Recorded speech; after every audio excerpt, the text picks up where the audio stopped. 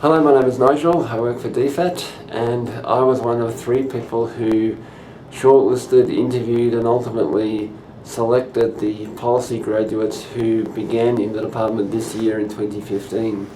As part of that process, for the first time we asked candidates to record a short video about themselves. This was quite a hard thing to ask people to do, and we thought if we were going to ask you to do it, we should step up to the mark and record our own video. So this is our homemade video, and the purpose of this video is to talk you through the process that we use and also give you a sense of what we're looking for in our candidates. I should say that there's a parallel process for our management corporate graduates. It's a very similar process, but obviously they look for slightly different things. And I should say also there's a slightly different process for people from an Indigenous background or people who have a disability. So the process itself, we took about 2,500 completed online applications, and we worked quite quickly to narrow that down to around 1,000. That last 1,000 took a cognitive test, which is like an IQ test, and we used that to narrow the numbers down to about 450. The final 450 did an online video that I was just mentioning. They also did an online written exercise, and we used that to narrow the numbers down to about 100, and so we interviewed 100 people. So we interviewed 5 people per day for about a month, and speaking personally, that was quite an exhausting process, but pretty inspiring as well. It was amazing to see some of the things that our candidates had got up to. And it made me wonder, what I did when I was 25, because, I never launched my own satellite, or I never fed gorillas in Rwanda or did any of those things. The assessment centre, so we interviewed 5 people per day. We started off with a group exercise, and then we did the individual interviews.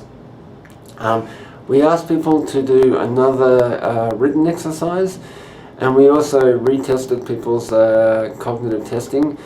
By this stage, we'd also done psychometric testing on our applicants, and we used all that information to make offers to around 40 people. So the 2 things I think you can draw from the process, one is that it's a very comprehensive process. By the time we make offers, we've got your application, we've got a CV, we've got 2 written exercises, we've got a group interview, we've got a one-on-one interview, we've got cognitive testing, we've got psychometric testing.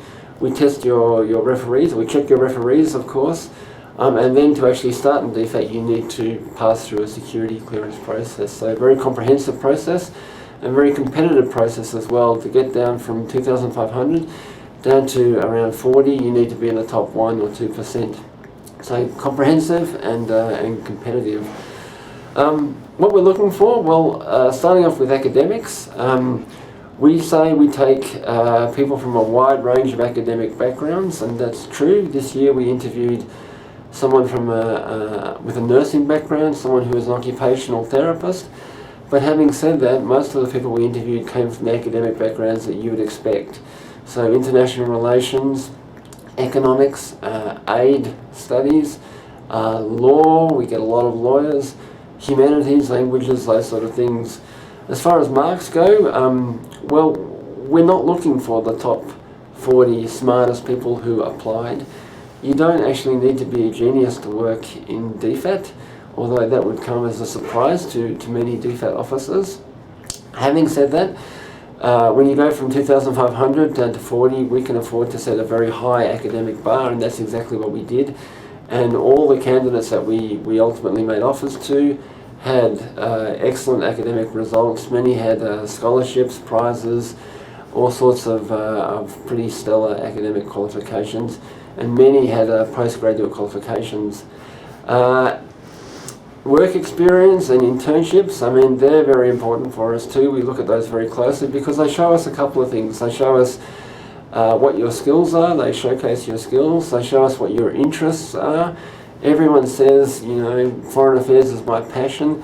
It's great to be able to prove that with your work experience and your internships. And they show us also whether you're going to fit in with our work culture, and that's very important for us as well. Languages, the bottom line with languages is that they're useful but they're not essential. The person who was our highest ranked candidate, that person didn't actually speak a foreign language. I mean, that person spoke English extremely persuasively, but that person didn't speak a foreign language. That said, many of our candidates do speak foreign languages, and the languages that we're interested in particular are languages from key countries for us, and languages that are hard to learn. So we're talking Mandarin, Japanese, Korean, Arabic, Indonesian, languages like that. Personal qualities, well, I think that's probably the most important thing of all, and I can list a few personal qualities, but there are many more. And it's important because we want people who are going to work in DFAT for 5, 10, 20, 30 years. So we're really looking for the right people who are going to fit into our culture. We're looking for people who are adaptable. Work in DFAT ranges across many different areas. Foreign policy, trade, aid. We want people who are going to range across those areas, and people who will work in those areas and come to terms quickly with the work. We're looking for people who are resilient. We ask people to do difficult things in difficult places where setbacks are common, and so we want people who aren't going to be knocked off balance by a setback of some kind. We're looking for people who work well in teams. Most of the work we do at DFAT is in a team, whether you're here in Canberra or whether you're overseas on a posting. And the point of our group exercise is to test to see how well you're in a team. And when I was interviewing people, I mean, I would be thinking, you know, would I want to work with this person under pressure if there was some terrible consular crisis in an overseas post, or whether we were working in Canberra on some high-level special project, would I want to work with this person? Would this person be a good team player? We want people who have the highest level of personal integrity. We don't want people who are going to be tempted when they're overseas to break the law or even bend the laws. We don't want diplomats who are going to park their cars in shopping malls. We want people who are going to live up to the highest levels of personal integrity. We want people who are proud to serve Australia and represent Australia overseas, and people who see that as an honour, and people who are unlikely to forget what an honour that is. So there are some of the personal qualities that we're looking for in our graduate process, and that's true of policy graduates, but it's also true of the corporate management graduates as well. That's a pretty tough process. It's a very, I guess it's a hell of a process, but it's a hell of a career. And it's really important for us that we choose the right people, because the people that we're choosing now for a career in DFAT, they're the ones that are going to be on the front line of Australian foreign policy when Australia's position in the world matters more than it ever has before. They're the ones that are going to be running the embassies. They're the ones who are going to be the ambassadors. They're the ones who are going to be running the big aid programs, negotiating the big trade deals.